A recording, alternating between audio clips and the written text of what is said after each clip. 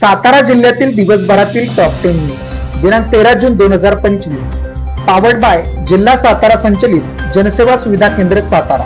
पावसाळ्यात कपडे सुकवण्याची एकदम सोपी पद्धत, इझी ड्राय सिस्टीम, सहज वापरता येणारी, दोरीच्या साहाय्याने वर खाली होणारी, घराच्या बाल्कनीत मोकळ्या जागेत बसवता येणारी। अधिक माहितीसाठी फ्री विजिटसाठी संपर्क 9156865791। बाजार समितीने शेतकऱ्यांना सुविधा पुरवाव्यात। संजय कुमार सुद्रेक।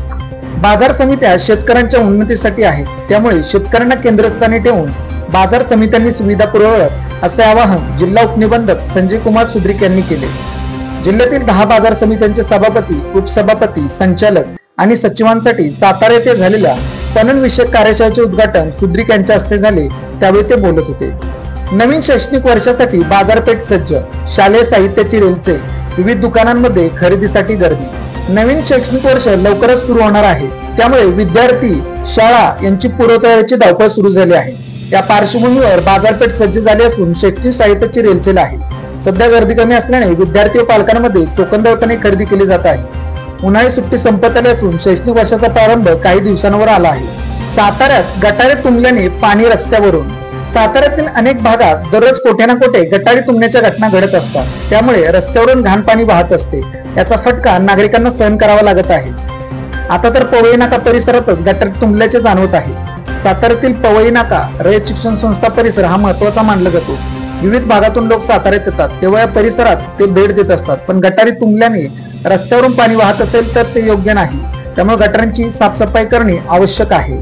महावितरणच्या वीज खांबांचा सर्वे करण्याची गरज। सातारा शहरातील काही विद्युत खांब अनेक वर्षापासून बदलले गेले नाहीत। पाऊस पाण्यामुळे हे काम गंजत चालले असून ते धोकादायक झाले आहे। या खांबांसह लोंबकरणाऱ्या तारा, ट्रान्सफॉर्मर यांची वेळेत दुरुस्ती न केल्यास मोठी हानी होण्याची शक्यता नाकारता येत नाही। बुधवारी दुपारी मुता चौक परिसरात एक विजेचा खांब रस्त्यात कोसळला। सुदैवाने अपघातात कोणीही जखमी झाले नाही, मात्र गंजलेल्या खांबांचा मुद्दा पुन्हा चर्चेत आला आहे। महावितरण विभागाने ही बाब गांभीर्याने घेऊन उपाययोजना करणे गरजेचे बनले आहे। साताऱ्यात भटक्या कुत्र्यांचा नागरिकांवर हल्ला। 500 पाटी ते शनिवार चौक या दरम्यान भटक्या कुत्र्यांचा उपद्रव प्रचंड वाढला आहे। ही कुत्री वाहनधारकांसह येणाऱ्या जाणाऱ्या नागरिकांच्या अंगावर धावून जात असल्याने भीतीचे वातावरण पसरले आहे। पालिकेने या भटक्या कुत्र्यांचा बंदोबस्त करावा अशी मागणी नागरिकांच्याकडून होत आहे। ठोसेघर परिसरात रानगावांकडून शेती पिकांचे नुकसान। ठोसेघर परिसरातील राजापुरी, रेवंडे, वावदरे या डोंगरघरातील गावांमध्ये गेल्या काही दिवसांपासून रानगावांनी अक्षरशः दोडगूस घातला आहे। रानगावांकडून शेती पिकाचे अतोनात नुकसान केले जात असल्याने शेतकरी हतबल झाले आहेत। या भागात आधीपासून मोर, रानडुकरांच्या त्रासाने शेतकरी हैराण झाले होते।